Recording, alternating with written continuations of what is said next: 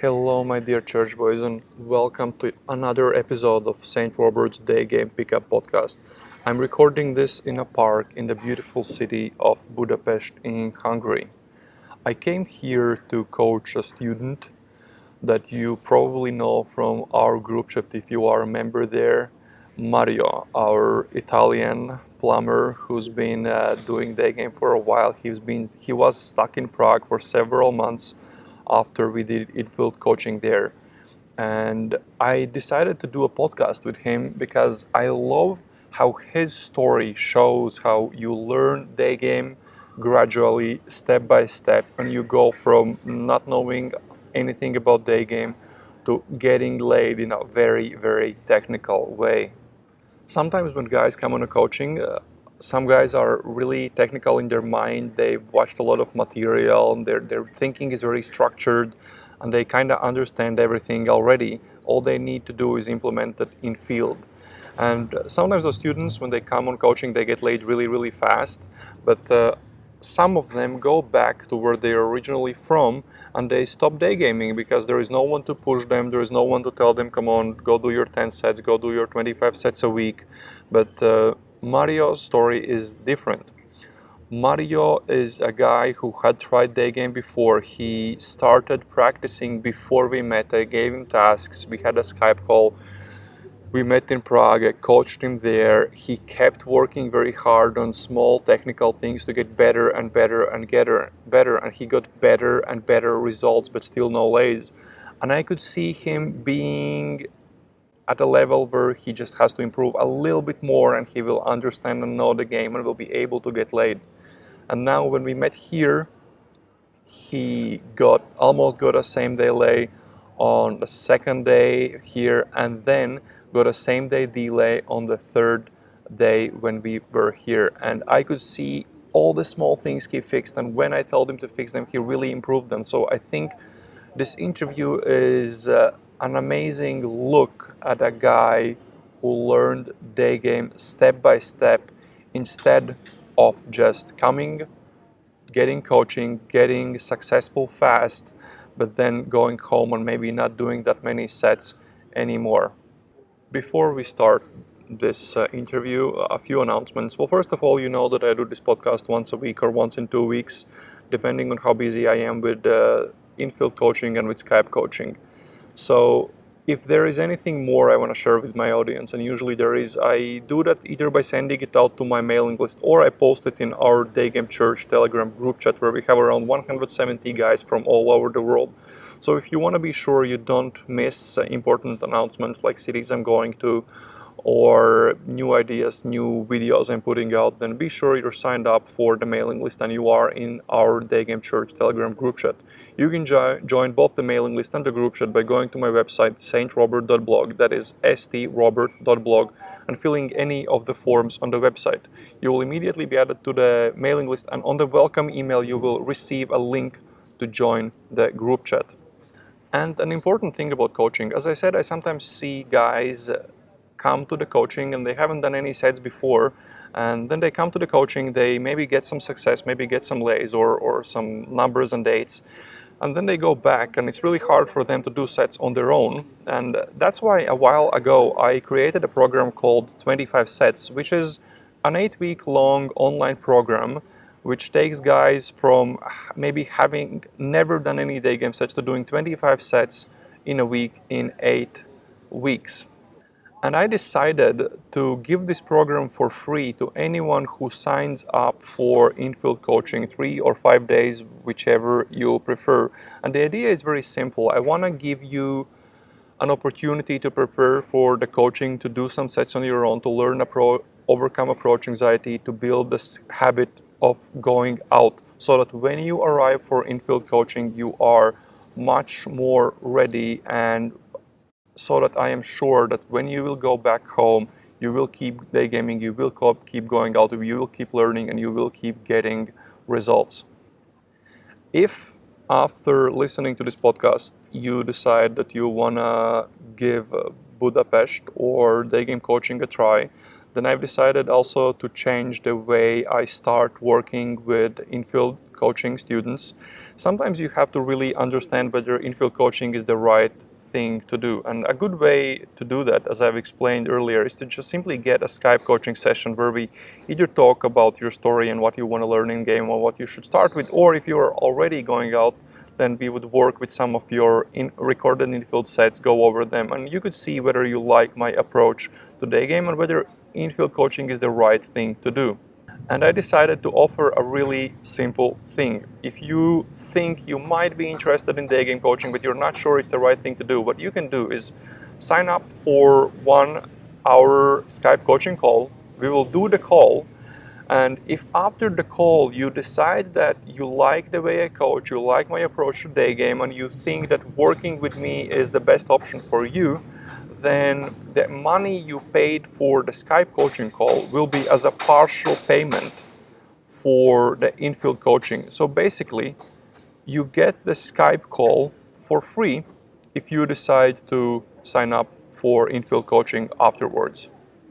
To sign up for the call, simply send me an email to robert@strobert.blog, or if you are on our Telegram Day Game Church group chat, just send me a private message there and we will figure everything out.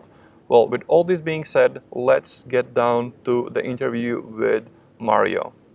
Guten Morgen, my dear church boys, and say hello to Mario. We're sitting in a lovely park in the center of Budapest, Hungary, where we have been for the last few days, exploring how this city is for day game, which we will maybe talk a little bit about in the end of the podcast. I'm having my morning coffee and Mario just had his morning cigarette. It's 9 a.m. We're barely awake after Mario's yesterday's lovely adventure of how he didn't let me go to sleep because I had to listen to him banging this Serbian chick in the room next to mine. So, how do you feel? Feels good, actually. So what we'll do today is we'll actually talk about Mario's story, because I've been working with Mario for what? How long have I been coaching you? Like 6 months or something? No, less. Since March? Since March. We didn't have a call before our first infield session, right? We did actually. We did. Okay, so we'll go over that. But the interesting thing is Mario is a guy who used to work at nightclubs and used to get laid a lot with chicks from nightclubs. But then he wasn't 25 anymore. How old are you? Right now? Yeah. I'm over 30. Over 30. Let's say you're between 30 and 40. So like mid 30s. And he realized it's not that easy anymore to get laid from clubs, so you have to go to clubs, and I assume you don't go to clubs that much anymore? It's very rare. And he wanted to get laid through day game, and it was very tough for him. And we have been working for several months, and this story isn't interesting because he finally got laid. That's not the point of the story. The point of the story is this is a perfect example of gradual learning, how he became better step by step by step. And it was very interesting for me to witness it and be next to him during this journey. I think let's start from the beginning. What's your shortly background with girls before day game? I think I would say, I started to work in clubs quite early. So I was always lucky to see the older guys, how they were kind of gaming, the things they were doing. Most important, I was seeing the behavior. So I guess you would call it this alpha behavior nowadays, but in reality, they were just like the soul of the party. In clubs, everything is flashy, it's noisy. So they were always being able to get the attention of people and keep it until they were able to isolate and then, full throttle. Yeah. What you said? I remember you worked in clubs, but I don't remember what you did. Promotion. Promotion. So I was letting people through the door. I was selling them the tables, drinks, overpriced drinks most of the times. You were a little scum bitch. Yeah. Scam girl, Well, scam boy Mario, a girl has to do anything to survive. saving princesses and fucking up the other competition by milking their money. That's the name of the game. And how many lays did you have approximately before you discovered day game? Because you had a lot. I mean, you were really successful with chicks before we met. Yeah, I don't know if it was for game or for the looks or the status, but I think it's a very high count. Is it 3 digits or like Yeah, 50? 3 digits. 3 digits. But the thing is, Mario is a really, really good-looking guy. He's ripped, has a six-pack, has well, okay, that's now the back. But like you had a status as this guy who was the promoter of the club. You were kind of taking care of everyone, so it was a bit of a status game. It was a bit of a good looks game, and learning to be the loud and whatever, yeah, the loud guy. How did you discover? Why did you decide to learn day game? I mean, you were doing good. What happened? Guess I started to feel old. No, in reality, it's like working in clubs is like being a professional athlete. You have certain years when you're at your prime, but then the drinking, the sleeping, the very few hours of sleeping, the smoking, the kind of lifestyle starts to wear on you quite fast. So after 6 years doing that, I was like, look, I don't think this is my career anymore. Was also growing up, so there were other things I wanted to do, and people think, oh, it's such a fancy and nice job, but in reality, it's just like one of the worst sales jobs because you just sell dreams and hopes. So why?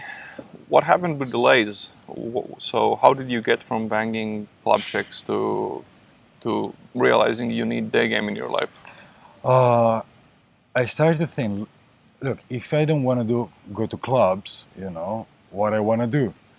Well, I want to have a kind of lifestyle that fits my actual needs, and I don't want to make 6 a.m. anymore and those kind of things. So I started to realize, okay, let's reverse engineer the process, how people actually get to know each other. So it's from work, social media, or where I come from, a lot from the beach during the day. That's where you see a lot of, hookups. And I was like, okay, so it's possible to meet girls during the day.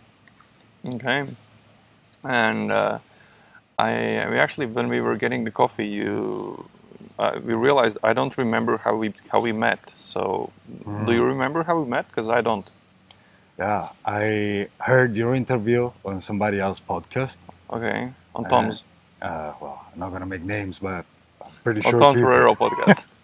Okay, thank The you. guy who I learned everything I know from Tom Torero's podcast and books. And if you're a guy who wants to learn on his own and have a lot of time to dedicate and don't want to spend any money, then that's the guy whose material you should listen to. That's the only material I promote. Okay. With fully supporting it. The interview was quite good. Then, of course, I realized you had a podcast as well. I started to listen to the things that you said, and they sounded, quite solid. Then, of course, I was interested. I'm a big believer in perpetual learning, and when you have a ceiling of achievement, you need a coach.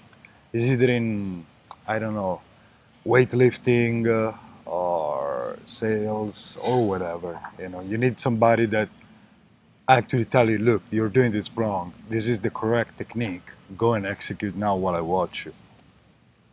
Okay, so that's how you decided. And when did you get in contact with me? Because I have no recollection of that.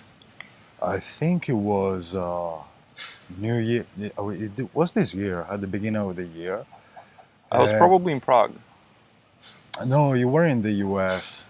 Oh, Yeah, then it's late January, Yeah. February, something like that. You were in the US when we decided, look, I'm going to Prague, so let's meet in Prague, And yeah, Oh yes, you were the last guy to sign up, and I basically had a few days here and there, and we really had to stitch it together so that I could coach everyone I had scheduled in Prague. It was really complicated. Okay, now I remember. Yeah. yeah, before that, I sent you some recordings to prepare myself and like, okay, so I think I know the model. Let's hear what you have to say about this so I can work on this while I come there. And probably is also the way I learn things. It's one piece at a time. Yes. So I can reflect on my mistakes, think why I do these mistakes, and progress further. So we did a Skype call. We spoke about that. Then we met in Prague in That's when the beating started. Mid-March, I think, mid to late March. Early March we met in Prague. Yeah, I went to Prague late February from New York. And we got down to some day game action. What was the? Can you tell more about what we did in the streets and how was that and what was the first? What's the brightest memory or the brightest aha moment you had during those days? You told me stop being a dancing monkey, something like that. Yeah, because you had the sick player vibe. You were doing all the player moves and like you were doing the cheesy player stuff. That, to be honest, like many day gamers, they do the cheesy player stuff. That's how guys view game. They use all the lines and then they are stereotypical players. Okay, so how were those 3 days? 3 days. How did you see your game change in the 3 days we spent together? A lot. I think I showed up with a semi-decent game because I was able to stop. I wasn't suffering from major approach anxiety. But I mean, you're very geeky on technical details. And we're like, no, you have to do this. No, when you say that, just slow down. And I've seen a lot of improvement from there because also I always felt the sets how I was running them, I was carrying 99% of the weight. Yes. So that burden starts to get lighter. And of course, if you're no longer in your 20s, energy kind of becomes a resource. Yeah. So the thing was, you were very playery. At the same time, you were very scared. You could open, but you would expect them to leave the set. You would expect the chicks to reject you. You would you were like scared on a deeper level. You kind of were gaming, but were expecting to fail. That was the feeling I had back then, and it was kind of when we first started here as well. On the first day, I told you, dude, like, did you expect her to stop? Like, she stopped, but then like she didn't give you much, and it didn't persist, and it was the same back then. And that was the first thing you have to overcome. You had to become way more technical. You had to stop a lot of the player bullshit. But I remember your journey during those 3 days was very tough. Like, it was tough for you because for you it was very hard to improve. You had to unlearn that player shit, and I don't know what was the reason you had the deep fear, but you had it, and that was, I think, the biggest thing you had to overcome. It was like went hand in hand, as strange as it sounds, the expectations of failing and at the same time being this crazy player, which is like two kind of overcompensation, perhaps. Yeah, like something. It was.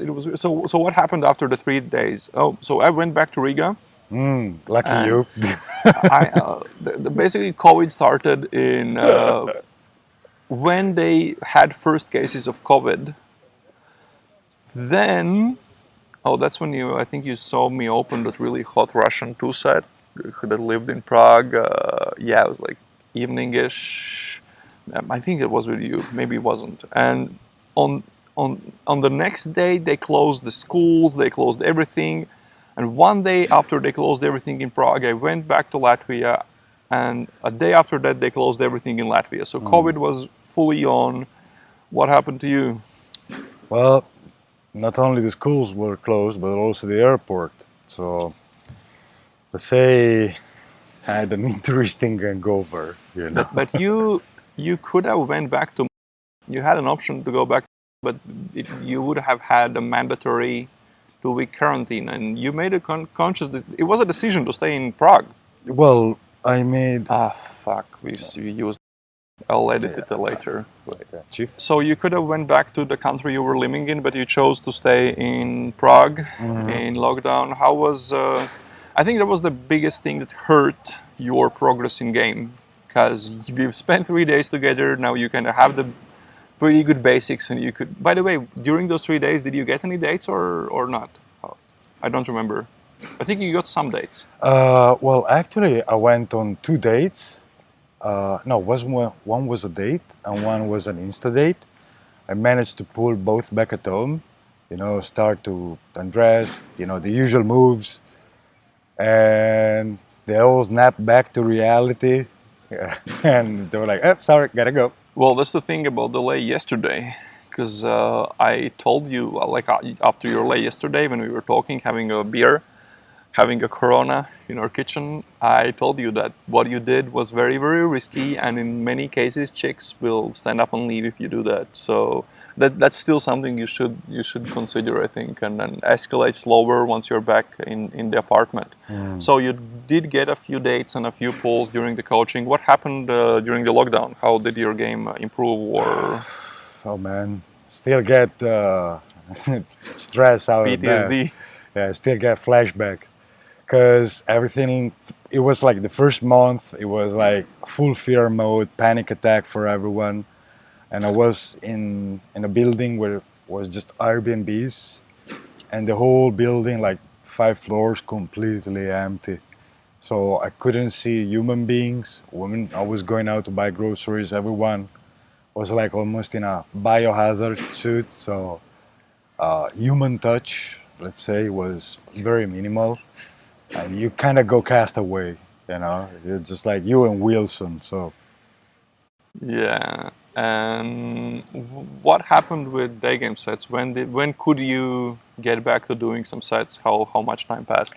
they started to lift restrictions, but you had to wear a mask in public, and people were still a little bit scared, you know, especially when you approach that you get very near and you both have masks, so you barely hear anything. But after that, they removed the restriction outside, and I was like, okay, we gotta do it. But the funny thing it was, I got massive approach anxiety. You remember I wrote you like, dude, I don't know where this comes from. Yeah, you couldn't do a single set. That was man. hilarious. Oh man, it was walking 2 hours, watching girls passing by, and I'm like, go, go, go. Oh, you know. So that was like, okay. What helped? What helped you do the first set? Baby steps. Baby steps. I started to write in my diary. I journal like, can I make someone's day? So I was basically doing hit and runs, going to someone like, hey, excuse me, just want to say, you look great, have a fantastic day, and just flee. Yeah, that's a great approach to start. So I started to do 1, 2, 3, 4, 5. When I started to do 5 for 3 days straight, I'm like, okay, let's run the game, because I also used the period to refresh the technical steps of what you should do: open, pre-opener, complement, stack, double stack, etc., etc. So, and then kind of think all the coaching kicked back in. So I was doing 25 sets easily. Well, before you were doing 25 sets, you said, I said I am going to, I think I said I'm going to Budapest or something like that. And you said, hey, let's do coaching one more time. Let's do 3 more days. Mm-hmm. And I told you, okay. But since this is a repeat thing, you get like the old price, blah, blah, blah. But there is a rule that you have to do 25 sets a week until we meet. Like you have to do that on your own, because if we came here and you wouldn't be doing 25 sets a week, then that's what I do now. Like right now, when I coach someone, if we have time to prepare, I have this program, 25 sets, where I help guys to get to 25 sets in a week, even from if they haven't done any sets. I give that program for free for anyone who signs up for infield coaching, because it's really important that guys kind of have done something before we meet, it just helps them a lot. And Yeah. that was the rule. I said, yeah, we can do that, but you will have to do the sets on your own because otherwise we're wasting time. Yeah. And you got to 25 sets in a few weeks. Before we met here, you had done 25 sets for like 3 weeks, right? Something like that? No, actually 6. 6 weeks. Oh, that's a lot. That's good. How did you do doing those 6 weeks, doing 25 sets a week? That's 150 sets.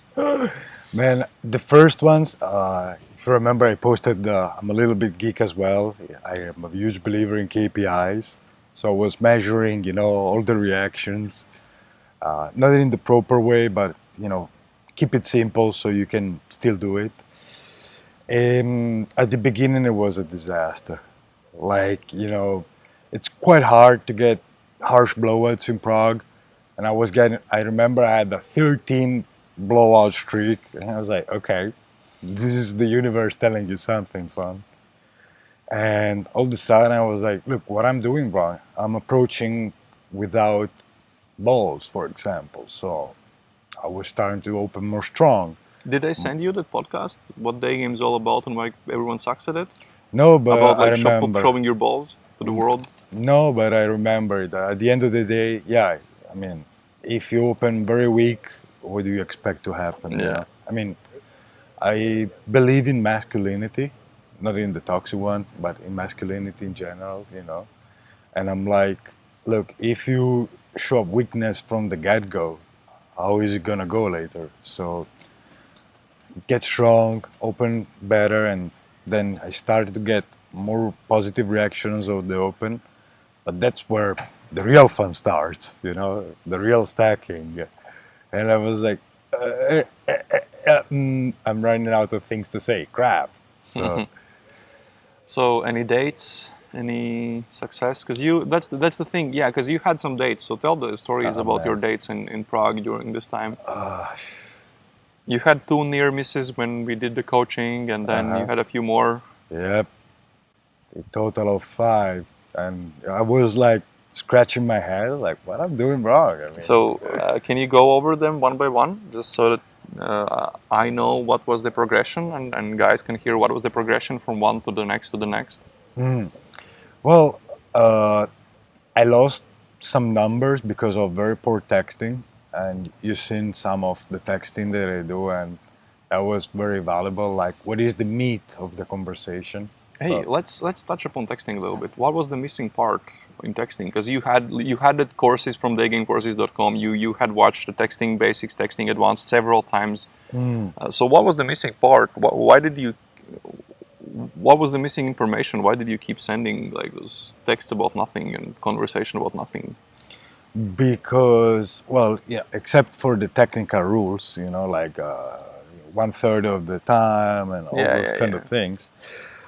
It was just like how you progress to date request. Because, for example, in set, I understood what is the purpose of a stack. Yes. To get a topic and start to have a normal conversation between 2 adults on a topic. But on text, I was doing pretty much all the mistakes, like become a texting buddy, sending cheesy player lines. Yes, a lot of those. I saw a lot of those. Oops.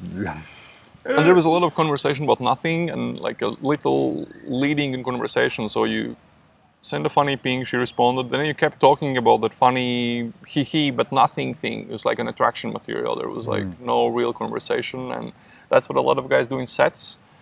They fuck up sets really bad because they don't lead the set. Let's say you opened the chick here who was living with some day gamers, and like she completely took over the conversation. Oh, so you do this all the time? Oh, I live with 2 guys who game, and she knew the terminology. She understand what's going that on. was super And like weird. she was leading all of the fucking set, and you never really took over. You never took the lead, and that's the thing with texting as well. It was like there kind of was some texting going on, but it's like you weren't leading to a new ping, to a new topic, to a date request, and that was So okay, you had to improve your texting. What else? What else happened? What was the progression from that to 3 more? Well, from there it was running the date. So I guess I made also mistakes. I was thinking I was leading quite well. Let's go here, let's do this. meet me here. Or I'm 20 minutes late. Okay, I'll see you directly at this place. So on that part, I felt it was good. But then I was doing the classic mistake of becoming overtly sexual too much, Yes, it's a big or one. sexual, question game become super sexual from Yeah, the how street. how deep can you deep throat, bitch? So the classic stuff. I wasn't afraid to Hey, wanna escalate. hear a funny story about question game? Should it? So my first ever threesome. We are at my place with my girlfriend, and it was years ago, and another chick we got from Tinder, and we were playing question game with this other chick. And I used to play question game for like many questions years back. That was my way of escalating, and I went from regular questions to like really crazy questions. And my last question was always, from 1 to 10, how wet are you? Ah, yeah. And if it's 8 or more, you just go take your pants off and fuck her. So we were at my place, and I asked this chick, from 1 to 10, how wet are you? And she's like, I don't know. Why don't you check? Okay. So yeah, Yes, I'll check your pipes. that's how the first threesome happened. If it did, or was that the time when it didn't? I don't remember. Whatever. But yeah. So you were making the mistake of being overtly sexual and texted on questions game. Or spending too much time in venue one, bad venue two selection. That's and probably is the thing that hurt me most because it was entirely on me. You can always have 30 minutes in checking the venues. You just don't rely on Google Maps, let's say. That's the shit that happened here as well on the day one of coaching. I think it was day one. Day two of coaching, you open this Hungarian chick, and you have to go on a night date. Like shit, and that's something like we both didn't do. Oops. So partially my responsibility. We haven't like, cause the first thing you do before coaching is you find your venues. You know where you're gonna take checks. You know your backup venues, and that was still a problem actually on day two of coaching. But we'll get back to that. So yeah, you didn't do your homework. What else? So how did those dates go? So you had 3 more near misses, right? Mm-hmm. So did you, and from how many dates was that? No, all 3 dates, 3 days. and Yeah. you pulled all 3 of them. Yeah. Okay, and So I think I was sitting quite well because at the store, look, I have a garden, I have a bunch of Corona in the fridge. Always have Corona in the fridge, because and let's have a beer in the garden. I live very near. Just take a hand and pull and lead. But then from the garden downstairs to 3 stairs up, that's where would you see? Okay, let's go upstairs to watch a movie. And I think the mistake was also there that kissing, escalating quite fast, hands everywhere. yes, And I think was the mistake because all of a sudden, like, no, I'm not coming upstairs. yeah, it'll only escalate when you're ready to fuck, unless you're fucking in the garden. That could have been a possibility. Okay, anything else that guys should know about your time in Prague? I had a lovely time, and I was also able to see a lot of other players. And I think, Hey, so let's talk about the other players in Prague. Prague being an overword game city. Would you go back to Prague? Well, because we spoke about this. So how do you view Prague as a city for learning the game? I think it's actually very good because even if you have very shitty stops, girls most of the times will stop to listen what you have to say. They will perhaps, excuse me, I'm in a rush, I have to go, or oh, I have a boyfriend, I'm not interested. But I mean, compared to other cities where you're just like completely set aside and like get off my way, Yes. it's actually very good to learning. Without tourists, I think it's a little bit rougher because Yes. you don't have the solo travelers. I mean, in this period, you don't have much of them, but that's definitely a good city where you start. But after a while, it just grows on you, and like, look, I just need to go somewhere else. So I still think in Europe, Prague, if you are someone who wants to learn on his own without coaching, then I think Prague is the go-to place in Europe. I think it too. Like if you do it without a coach, Prague is a go-to place. If you want to learn in Prague with a coach, it's not gonna be me. Colson Robert. No, don't do that. I don't want to coach in Prague anymore. I've coached there too much, and I'm tired of the city. I don't want to go back there, at least for a long time. I don't want to do any sets in Prague for myself. I'm just gamed there too much, and I have several. Yeah, I have many lays from Prague actually, quite a lot. So, so you still think it's good? For learning and middle to a semi intermediate, yes. Yes, I think it's an incredible place because of the amount of tourists, because of pricing. It's a cheap place. There's very many Russians and Ukrainians and people from all over the world. It's one of the most popular tourist destinations in Europe. So that's I an think incredible it's city. top 5. There is London, Paris, Rome, Prague. So for a city that big, being in the top 5 tourist destinations, it's just like ton of volume usually. Yeah. So now we jump from Prague to this lovely city of Hungary, Budapest. What? If I recall correctly, you actually did your first day game set scare. Yeah, 3 years ago. Yeah, that was before I started gaming. Well, not really. Like I had Really? I had done some sets. I had done some sets and had a few lays, but then I got in a relationship, and then after that relationship, I really said, okay, I'm going to be single, and I started day gaming hardcore and spending all day, every day, doing sets, doing dates, consuming content, learning, thinking. The power of dedication. Yeah, I was crazy. I was out every day, several sessions a day. Yeah.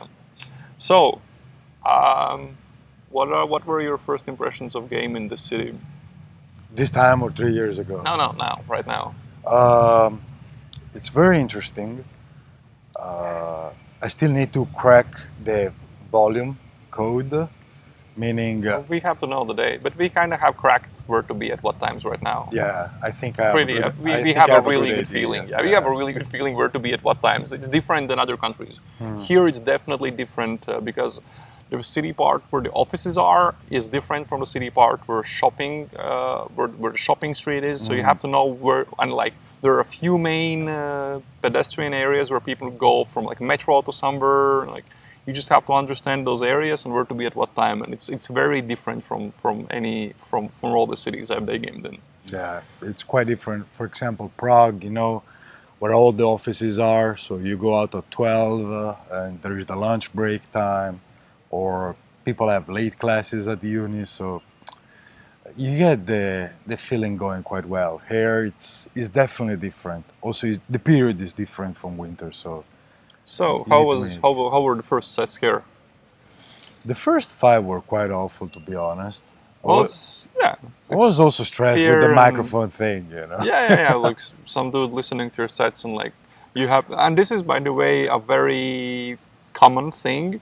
Very often when I coach guys, like at one point I realized that in the community there are guys who like, I've always idolized some people, but then I realized some people idolize me.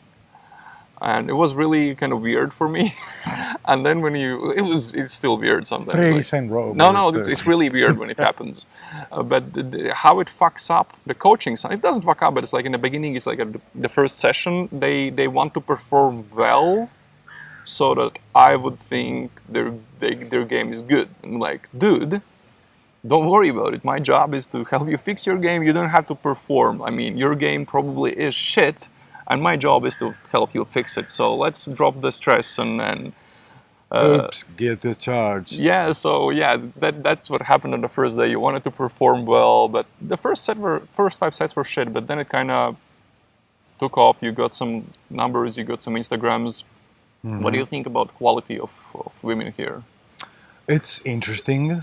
There's definitely my type.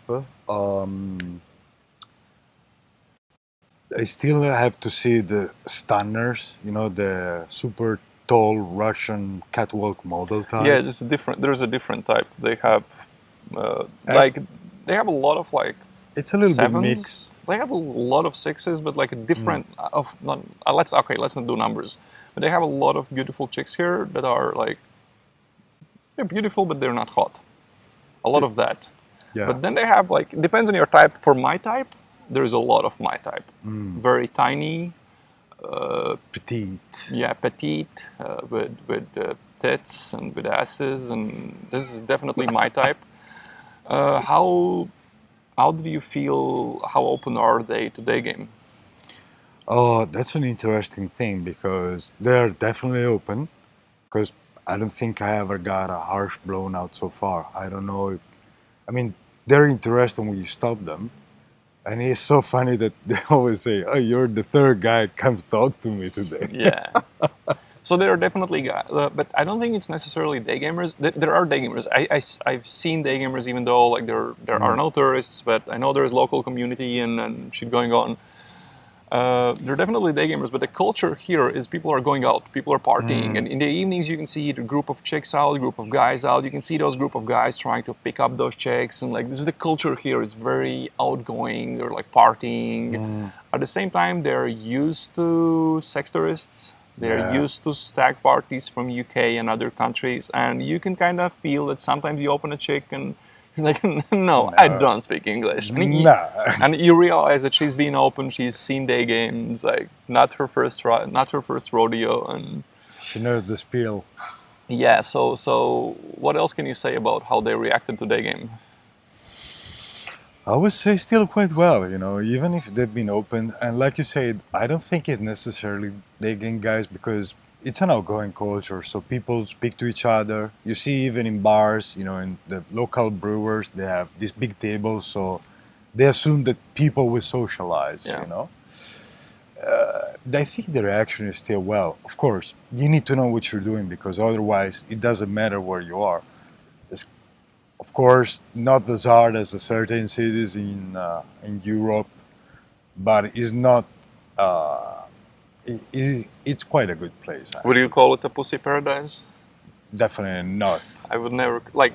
This is a place I would not call it because yesterday with your same day delay, you were the third guy who opened her, and what did she tell you? Tell the story about the other guys Oh, and yeah. why she reacted differently towards you. Yeah, I asked her, so if I was the third guy, I won't make you stay and listen to me. I was like, oh, you weren't giving me the creepy vibes. And, you were interesting in the things that you were saying. So I wanted to stay there and speak. Yeah, because most day gamers that I meet, and when I coach guys, even when they have experience, guys either have, like most day gamers, almost all day gamers have either bad game, unless they are already proven track record of getting laid with a good open to lay ratio, they have either bad game, and that means giving the weird vibes, or they are really creepy.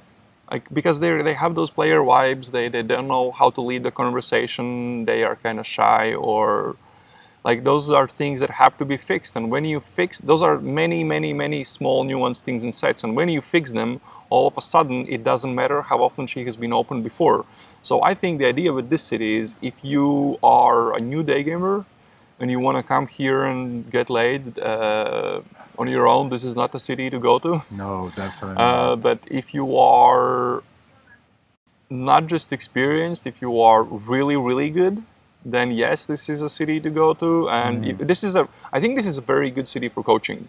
Yes. Because the quality is good, the quantity is good, it's cheap. There's so many bars. The Airbnbs aren't that expensive. Flights are cheap, and That's amazing. but it's not, I don't think it's good for if you do it on your own, but it's good for coaching. For going on your own, Prague is much better in my opinion. Even a place like Kiev is much better than this place. Interesting. So we met here. You did the first day. On second day, what happened? Tell about the eye date with the Hungarian chick.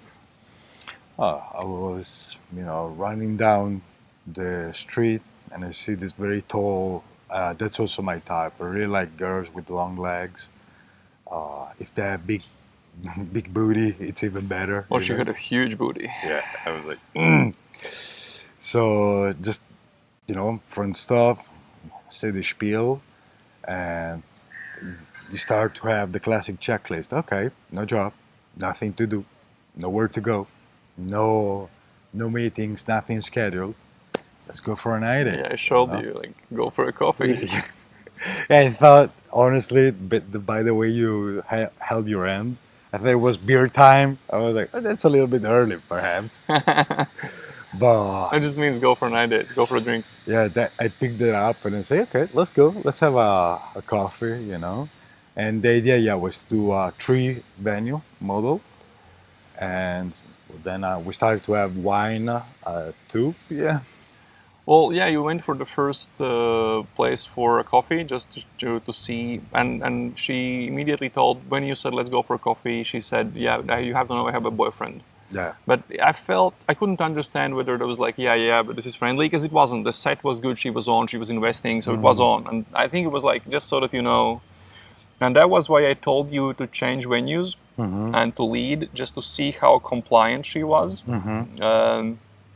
And I loved how in the first in the iDate venue you were saying, oh, I have this friend, his name is Robert, because we were talking about coffee in the morning and exploring places to go for good coffee in Budapest, and I sent you this video with like top 10 places in Budapest, and you say to the chick, oh, I have this friend Robert, he's really geeky about coffee. He sent me this stupid video about like he always chooses the dumbest coffee in dumbest places, and like you are saying that and you're looking at me with a huge grin in your face because I'm behind her back listening to all the date.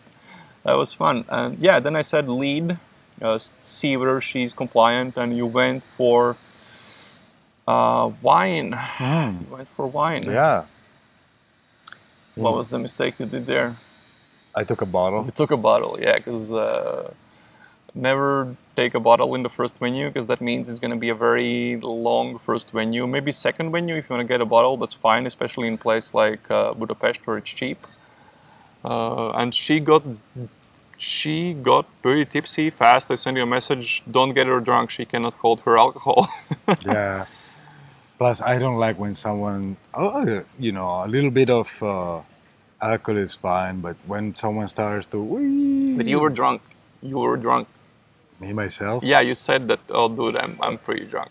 All right, well, because I had to take over the bottle, so yeah, it was 80% me.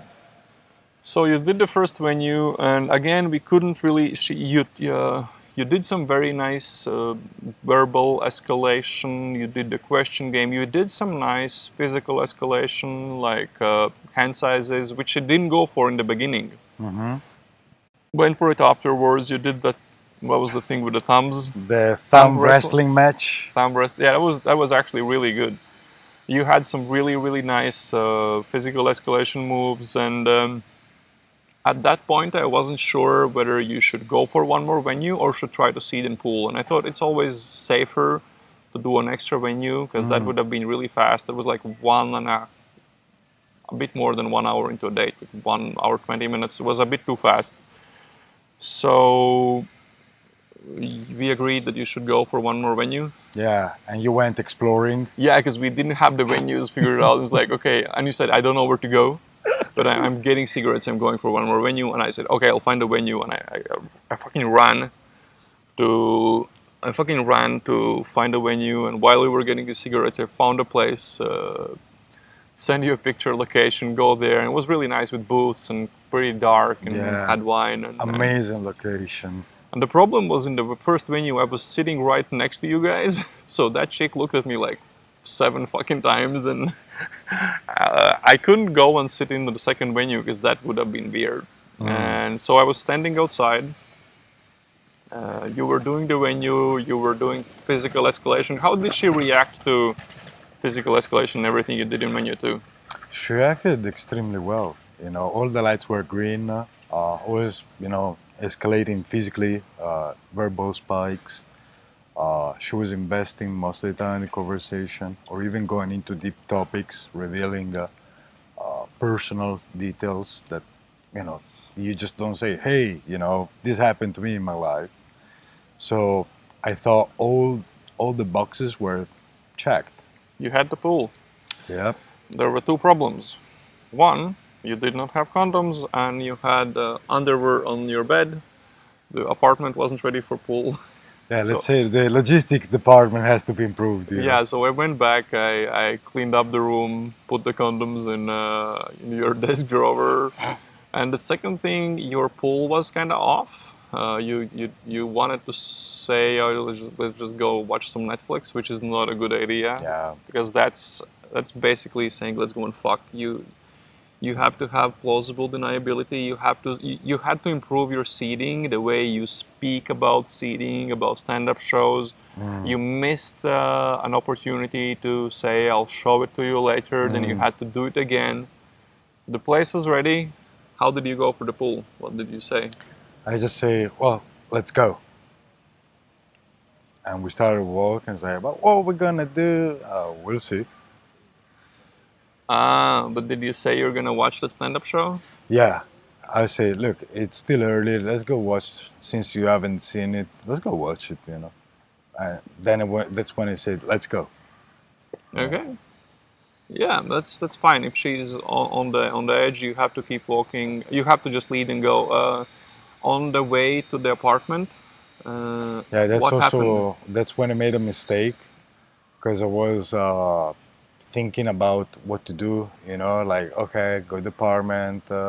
Is the Wi-Fi working? What I'm doing, and I kept too much silence while I should have been Yes. speaking. So when you pull, you have to tell a long story. Mm, A long story starts somewhere when you're walking, but it ends when you are in the apartment. It has to be a really long story, and like on the before the peak of the story, that's when you go in the doors. It has to be like you're telling this most interesting part of the story, and she's like all in the story and shit, and she's not thinking about what's happening, and she just comes in. mm. And then I hear the noise. I know that you're opening the doors downstairs, but you send me a message. No pool. She Yeah. didn't come in the door. No, she would just look at me with these eyes full of desire, but like I could see a conflict, like the angel on the left and devil on the right shoulder. I was like, don't go, go, don't go, go. She was really conflicted, but that's part of the game. Yeah, and that didn't work out. But the date was good. I mean, you had a few things that I had to coach you through. What with the text I sent you, and you definitely improved your text, your dating game because you had a few mistakes you were making, but we worked through them really, really well. I think your dating, I think some of the key things you did on a date improved very much. And then came yesterday. What happened yesterday? Well, yesterday was a terrible, gray, rainy day, but I was like, I'm still gonna do my sets, and this is a story like listen to Saint Robert, guys, because I was walking on this big street, and you have a couple of these in Budapest where there is like 3 lanes per side. It's basically a major highway, we could say. It's a urban highway, and with the corner of my eye, I spot this very tall, blonde girl, and I'm like, if my eyes notice someone walking that fast on the complete other side of the street, it must be meaning something. So I kind of weaseled out initially, and like, yeah, but the traffic, the cars, and that's when you appeared in the vision, it's like, don't weasel out, boy. And yeah, I mean, that's what I ask myself sometimes, what a certain person will do in this case. And in game, it would be you. So, you know what? I'm gonna run over there. Because what happens when you don't open a hot girl? You miss these great opportunities. Like in that blog post. Yeah, that was actually what came to my mind, and I'm like, fuck it. Like, can I say that? Yeah, Okay. you can say fuck it, cunt, bitch, pussy, Okay. squirting, Okay, this is which comes up later in the story. Ooh, juicy details. Spoiler alert. And yeah, I just started to dodge cars, people using the horn at me, but I got there. The problem with very leggy girls, I mean, I'm not short, but they definitely walk fast. So I had to use Usain Bolt my way to there, and that's definitely doing a bit of cardio at the gym helps because you don't arrive there and you're lacking oxygen to do the stack. And yeah, I would say perfectly executed front stop. I just squared entirely in front and said my spiel. After the compliment, that was when the first death sentence came in. Oh, you're the third guy today. I'm like, okay, but then again, I thought it doesn't mean anything because I might be the third, but I'm probably the one with the best game. So I went all in the stack. She loved the tease, and from there I just relaxed, lay back, and she started to carry more of the weight of the conversation. 10 minutes later, I say, "Look, gotta go. You gotta go. Let's give me your number, and we'll go for drinks one of these nights." And And then you went for drinks. yeah, I was like, "Look, should I push or not?" And then I'm like, "Look, I'm not gonna stay here that much, so." The purpose here is to get better. So even if I burn and I'm a little bit reckless, it's not a big deal. So I say, hey, uh, credits and Robert, let's go on a little wine adventure. And I pushed for same day. Well, first of all, because the weather was utter trash, so better to be on a date than getting soaking wet in the streets. Yeah. And yeah, she agreed. She showed up really dolled up. So I was like, okay, maybe this is on. How did the date go? Quite well. I still went to stupid venue ones that they say don't go there. I'm like, oops. But it was so funny when I told her where to go. What was the first venue? What did you pick? Just a glass of wine this No, time. no.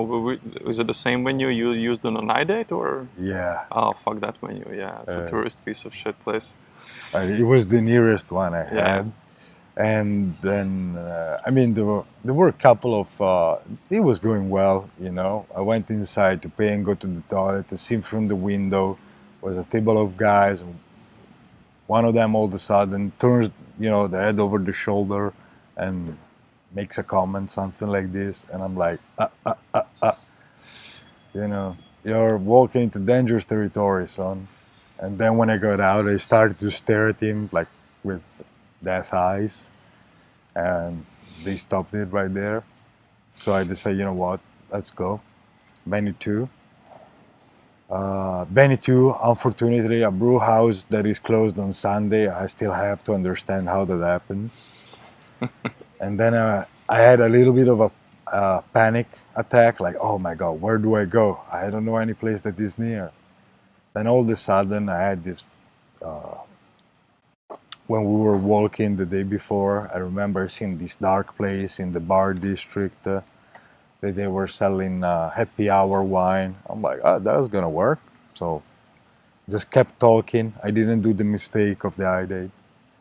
And we got there. And glasses of wine were quite cheap, so quite glad of that. Yeah. So escalating questions game, and on the questions game, it was just like boom, that's on. How did it go? It was quite well because after the third question, she started escalating me. So I was like, okay, don't get too excited, son. How did she start escalating you on the questions game? We, you know, started with the body parts. So I always like to ask, what is your favorite body part? And let's say her answer kinda. Let's not say that, but her answer kinda. What was her answer? You can say that. Nah, I'm a good church boy. This is an 18 plus podcast. I always mark it as explicit when I publish it on the platform. Good for that, you know. But let's say it was a very intimate part. Very wet, Yeah. moist, very moist and warm part, Yeah. where we all like to be. Yeah, where we come from, and we spend all our life trying to get back in, you know. Okay. So I was like, okay, don't put on your poker face on. Let's not be judgmental, kind of. Also, because it's wrong to judge people based on that. So I never try to do it. Sometimes when it happens, and just forget about it. And I kept okay. Let's go with the next question. Yeah, don't react it too much, because then it's you fuck up by reacting. You're like, oh my, you get excited like a little kid, and she sees that, and you're fucked. Yeah, that is probably the worst thing you could do at that stage. How did you pull? Just started. I started to listen to your advice again. Like seed, movie, talk about this, talk about that. And this time, when she said, "No, I didn't see this movie. I'd love to," I was like, "Oh, Mm. we'll watch it later when we finish the glass." Did she chug the glass immediately, or? No, but she kind of widened her eyes, like what? And What? I know My I was favorite like, body part is getting destroyed? Wait, is it alien guy? Mm. so finish the wine and say, let's go. And it's so funny because all the classical sabotage attempts, you know, but now, like, yeah, it's still early, let's go. Oh, but I don't know if I can come. Um, Probably it's getting late. I was like, yeah, but it's a quick one, you know, don't worry. So just keep pulling. Still walking, not really watching behind my back too much, just go, you know. And yeah, we go down the house. This time I didn't do the stupid mistake to be a silent idiot. You still didn't have condoms?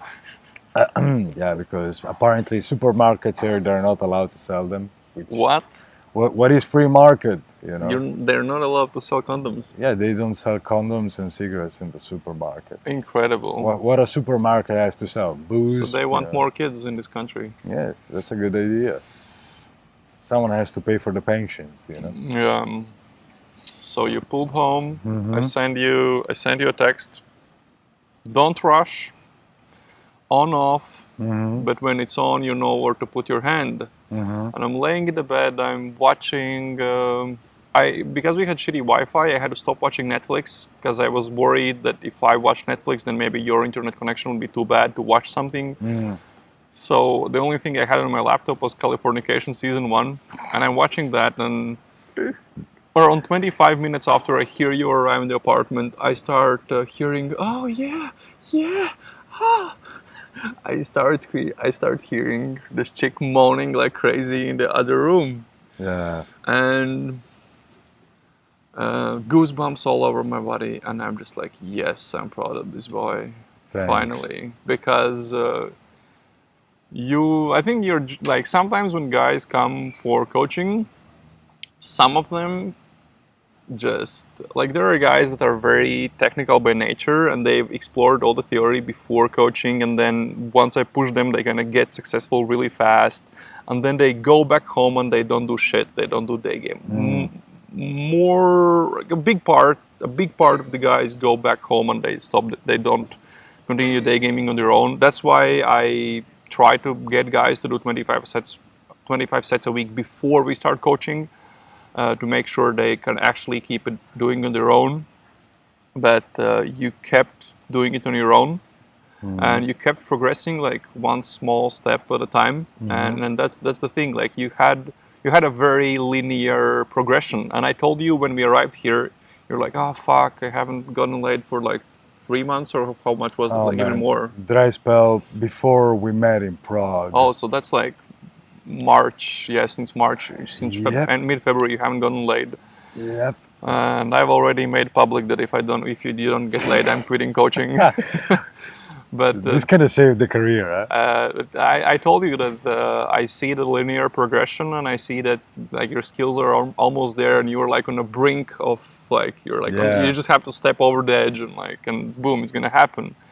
And it did. It was the good thing is it was very technical. She wasn't a yes girl. You had to use a lot of game, and you practiced that with the Hungarian chick day before on the I date, and you had to use a lot of technical stuff with this chick, and that's what I think. That's why I think this is very interesting, and this is a great story. It's a story about technical learning of a game, doing it one step at a time, overcoming your fears, and again and again and again, and facing failure when COVID stops you from going out, and now you get this crazy Serbian chick, and I heard crazy things. I heard her, I heard a lot of spanking.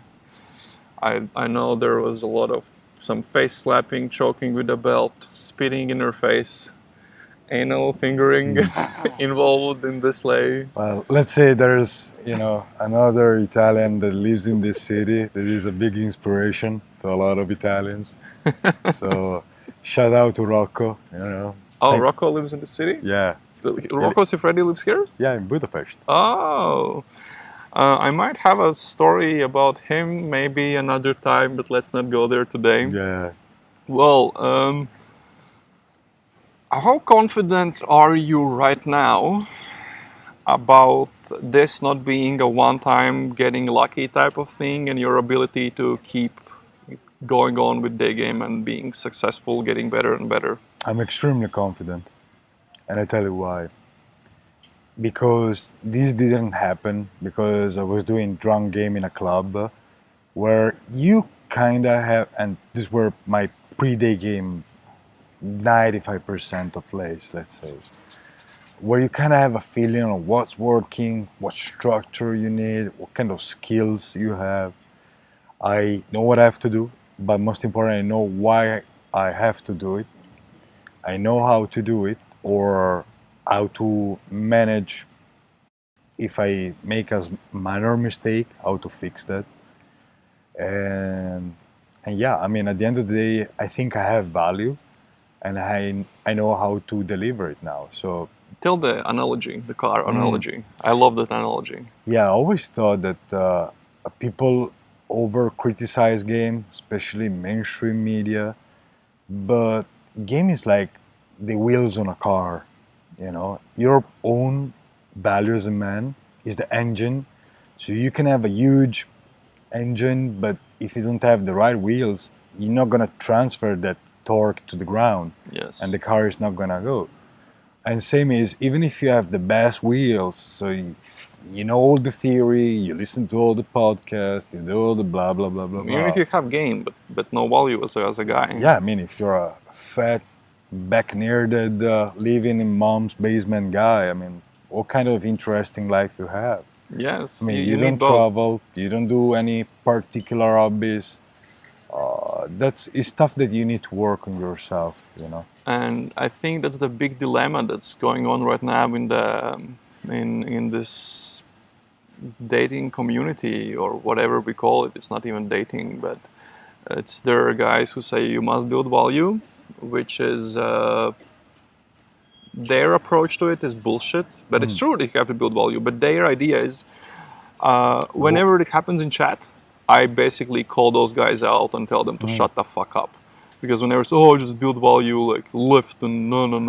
Well, if you're not going out and doing 25 sets a week, I don't give a fuck about how much you lift, what your hobbies are, how crazy your lifestyle is. Your game is shit. You're worth nothing in the sexual market value. No one gives a fuck how good your engine is. And then there is the other part of the... And let's the manosphere part is like, build value. And the guys, they hate chicks. And you can see a lot...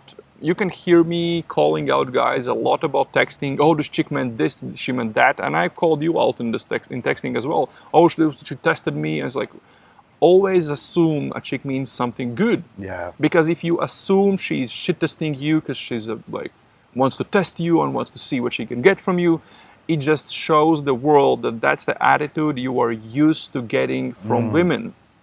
And if you assume she means something positive, something nice, that's the attitude you are used to. That's how I view shit tests. When a girl shit tests me on a date, I view it as a positive thing, unless she does something completely stupid. I view it as a positive flirting type of thing that's very nice. I like it's chicks it. game. Yeah, it's not even game. It's like, just she's a nice, fluffy thing that That's what she does. She's like, oh, Pretty pinky. and I love it. And the other side is the pickup community, and that's like that's the wheels type of thing where and that's how most of the day game kind of works in the world. Guys know the standard stop, they know the standard open, the standard stack, but when they really have to have a conversation, well, it's pretty tough for them, and Yeah, they have sick game but zero value, and yeah. also because I guess something that helps, it's my vibe. Um, if you kind of go and be a robot and what I noticed, it's kind of like, I don't know, it's boring. But you need that. Like, At the beginning? if someone asked me where should you start, should I start with value or game? You should start with game, but you should learn game. But at the same time, learning game is what helps you build your value as well. Because when you overcome the fear and start gaming, and you go on a day game trip, you are already that's what builds up your stories. You did that trip. You had that experience. You find more interesting ways to talk about your life. You kind of figure out what you like. You start doing some more interesting things, but it starts with technical game. It starts with going out in field, and then from there you kind of, after overcoming the fears, you realize you can do a lot more in your Yeah. life, because game is like It's approaching- a metaphor of to life, kind of. approaching girls is like one of the scariest thing in the world. And once you do that, the question is, well, if I could do this, what else can I do? And that's when true. guys start changing their lives. I see a lot of guys when they come for coaching, they see day game as this thing. Let's try this, and if I can do this, then I can probably do a lot more. And that's how they view it. No, that's completely true. Well, I don't think they're mutually exclusive. I think you can do game and build your own value. Of course. Let's say, for example, you're traveling, you do day game, but at the same time you visit a lovely city like this one. You can still lift, you know. Yeah. And I just laugh so much when people say, "Oh, you should lift." I think I have a very good looking body, and I don't think, even if I would have a little bit of that bod and that kind of stuff, it wouldn't make any kind of difference. Let's you put know? it like that. I know a lot of day gamers that are ripped as fuck, but I'm getting laid way more than they are. Yeah. And so So, what's more important, game or value? Well, game is more important, but you start with game and then you build your value. Well, what would you like to leave the guys with? What would you like to say them to no. end this podcast? Lift, take your vitamins. Nah, just kidding. Definitely, this is the second time we're working together, so I can only recommend it because finally, I mean not finally, because I don't want to judge all the work we've done so far just because of the result of one single episode. I think at looking back, you know, where I was doing the dancing monkey, I was running other things to say. I didn't have structure. I think I crossed all the points. So I'm quite proud of myself. I'm quite happy with what we have done. And yeah, just go in the streets, open sets, and if you want to go to the next level, who you gonna call? Not the Ghostbusters, but Saint Robert. Well, dude, this has been fun. Thank you for doing this. And I think let's go eat something and let's go do some sets. Let's go. Well, I hope after listening to this podcast, you understand why 99% of day gamers that you see on the streets, well, why they aren't getting that much success. They simply haven't put in enough work. They haven't been dedicated enough to day game to really reach their maximum potential and get the results they desire. And I'm not exaggerating, seriously. Most day gamers in the world just they have seen a few videos, they kind of understand the concept, but they aren't really getting laid because they seriously haven't learned the game, haven't done the work they should do. And Mario is a great example of a guy who did the work, kept going out, and got successful in day game. If you like this episode and you're listening to this on YouTube, then please give it a thumbs up. Or if you're listening to this on Apple Podcasts or any other podcast platform, please go to the platform and leave this podcast a 5-star review. It helps me reach more guys and help more guys become better at day game and learn to meet girls they really, really like. And if you are one of the guys who is successful in day game and you have some wings that don't understand they really have to put in the work, then send them this podcast, let them to listen to Mario's story so that they understand that day game isn't something you learn in a few hours of videos, that you really have to put in a lot of work. And if you decide to go to Budapest, because I will come back to this city and get some infield coaching, then send me an email to robert@strobert.blog. Sign up for the Skype call so you can decide whether it is the right option for you.